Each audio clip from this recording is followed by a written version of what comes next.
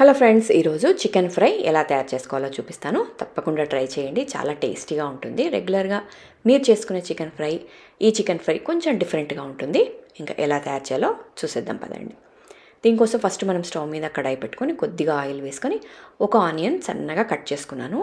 ఇది మంచిగా ఇలా ఫ్రై చేసుకోండి. ఇలా ఫ్రై అయిన తర్వాత తీసి గిన్నెలోకి పెట్టుకోండి. ఇదే ప్యాన్లో ఇంకొంచెం ఆయిల్ వేసుకున్నాను. దీంట్లోనే ఇప్పుడు మనం ఫ్రై చేస్తున్నాం కాబట్టి ఇంకొంచెం ఆయిల్ వేసుకొని దీంట్లో కూడా కొంచెం సన్నగా ఇలా ఒక ఆనియన్ తీసుకున్నాను. ఇలా సన్నగా కట్ చేసుకోండి. ఇది కూడా మంచిగా ఫ్రై అయ్యాక ఇప్పుడు ఇందులో కొంచెం పసుపు, అల్లం వెల్లిపాయ పేస్ట్ వేసి ఇది కూడా ఒక్క నిమిషం ఫ్రై చేసుకొని మనం చికెన్ వేసేసుకోండి. ఇక్కడ నేను ఒక 1/2 kg చికెన్ తీసుకున్నాను. ఇప్పుడు దీంట్లోనే తగినంత ఉప్పు వేసి కలిపేసి ఇక మూత పెట్టుకొని ఉడికించుకుందాము.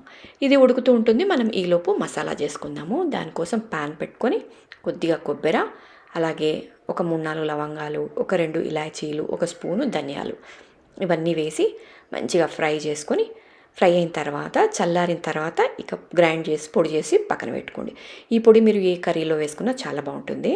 ఇక నెక్స్ట్ మనం ఇంకో గిన్నెలో కొద్దిగా వేడి నీళ్ళు తీసుకొని ఇవి మనకి కాశ్మీరీ రెడ్ చిల్లీస్ అని దొరుకుతాయి. ఇవి అస్సలు కారం ఉండవండి, జస్ట్ కలర్ కోసం మాత్రమే వాడతాము. కాబట్టి ఇవి వేసుకొని ఇంకొక 10 నిమిషాలు నానబెట్టుకుందాం. ఈలోపు మన చికెన్ ఎంతవరకు వచ్చిందో చూసేద్దాము. దీంట్లో మంచిగా నీళ్ళు వచ్చేసినాయి. ఈ నీళ్ళంతా మంచిగా పోయేంత వరకు ఉడికించుకుందాం.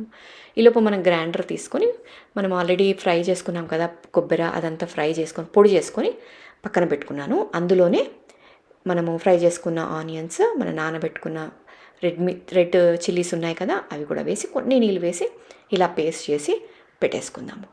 ఇక మన నెక్స్ట్ చికెన్ ఎంతవరకు వచ్చిందో చూసేద్దాము. మంచిగా నీళ్ళన్నీ అయిపోయాయండి. చక్కగా ఒక 50% వరకు ఉడికింది.